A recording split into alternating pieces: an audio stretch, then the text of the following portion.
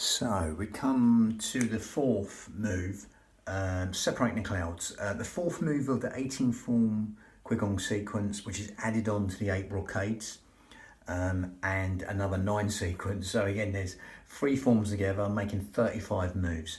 Again, we've done the 8 brocades, and with the fourth move in on the 18 form qigong sequence.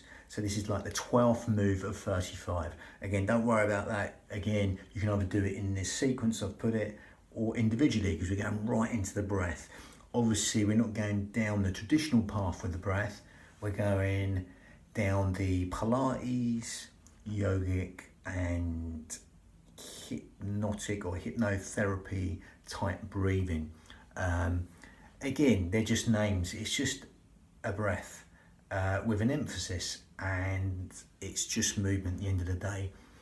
Don't get too caught up in it really. It's just mind candy. It's just movement at the end of the day. Even though very specifically I've done these in another video traditionally with all the meridians, electromagnetic rivers, etc., or their nadis within the body, and the organs, specific organs, as the traditional stuff does. We're going down the Pilates path, okay? So, and with the yogic and the hypnotic responses, like I just said. So, we're going to go right into the breathing now. We'll do the opposite of the traditional. Within the traditional though, this helps the heart, lungs, pericardium, as with all opening out the chest stuff, as you can imagine. But again, you know, if you've got an ailment and you want to put your focus there, put your focus there. You know, there's nothing set in stone. Again, like I say, it's just movement. You can do anything you like, have the freedom to do what you like. Even though the stuff's traditional, that's great and that's brilliant. But again, make this unique to you, and it's your union of your nervous system, no one else's. So again, I'll digress. So let's zip up pelvic floor, scoop out the abdominals, take the navel towards the spine. And you're going to breathe in through the nose and exhale through pursed lips in the usual traditional manner. We're zipping up pelvic floor, scooping out your abdominals. If you want to see where the breath's going, you get the 2 middle fingers touching for a while underneath the breastbone, the sternum, the xiphoid process there, that little dip, palms on lower lobes of lungs, shoulders down. Okay, and as you right now zip up pelvic floor, scoop out your abdominals, take the navel towards the spine.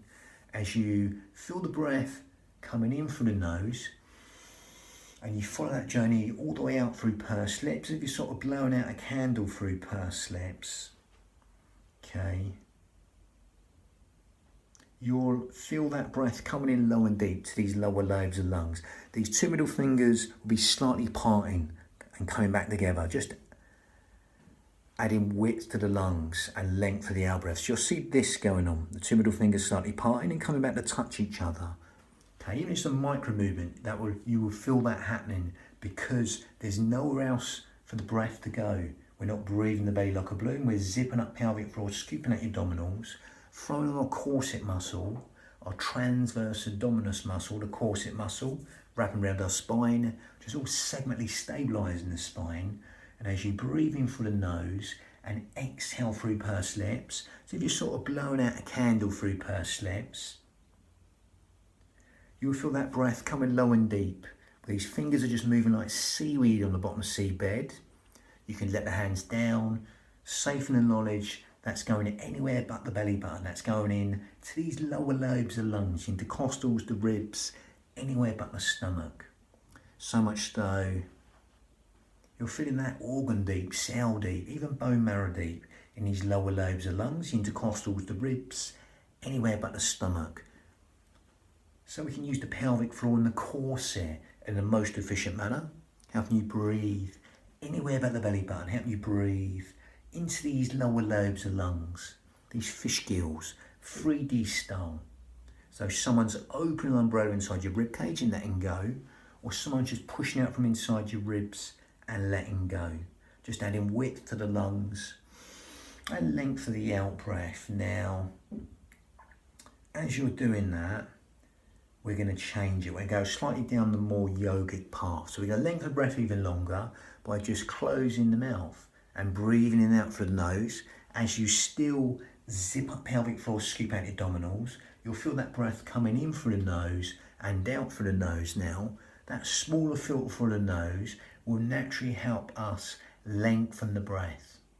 That whole will cycle of the breath will be lengthened, okay, without even trying or try not to try. So just simply allow that to happen, okay?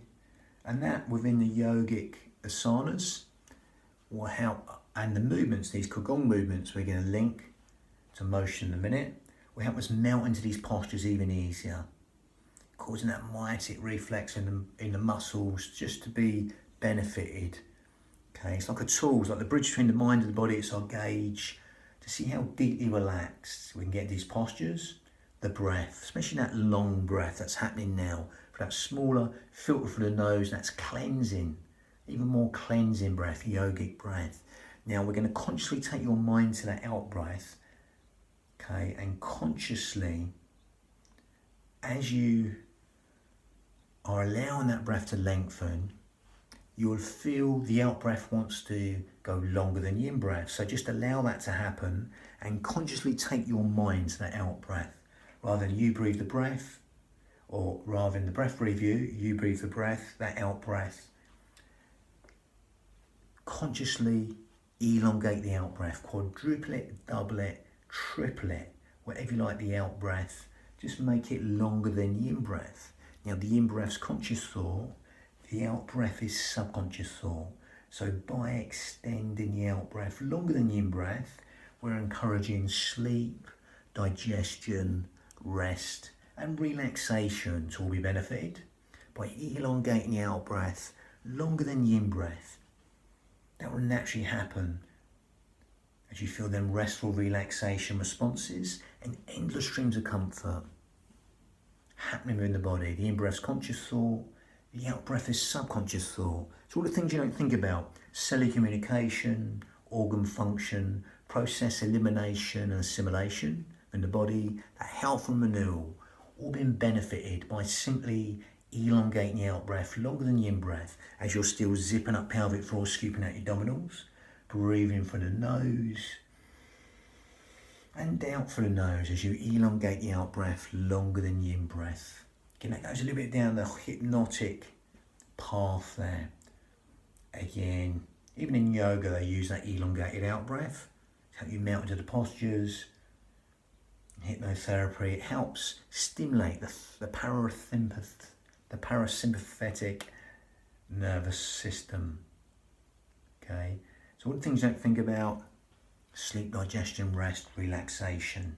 The in-breath's conscious thought, the out-breath is subconscious thought. So allow that simplicity to relax the mind. You don't have to know this. Just zip up pelvic floor, scoop out abdominals, breathing out through the nose, while consciously elongating that out breath within your limits, not forcing anything. Everyone's count will be different, but like 7-11 breathing in Pilates, or 5 and 10, everyone's is different.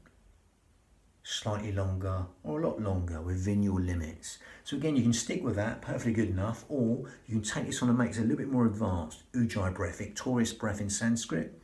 You can grip at your esophagus and you're breathing through the nose. And you get this Darth Vader sound. Really focus on keeping them shoulders down because they will want to come up as you breathe in with that Ujjayi breath. Then exhale. As you grip at your esophagus, that again will be a smaller filter, okay, for the breath. So it'll help lengthen the whole will cycle, okay, but we're still elongating the out breath longer than the in breath as well. But again, as you do this Ujjayi breath, as you can hear,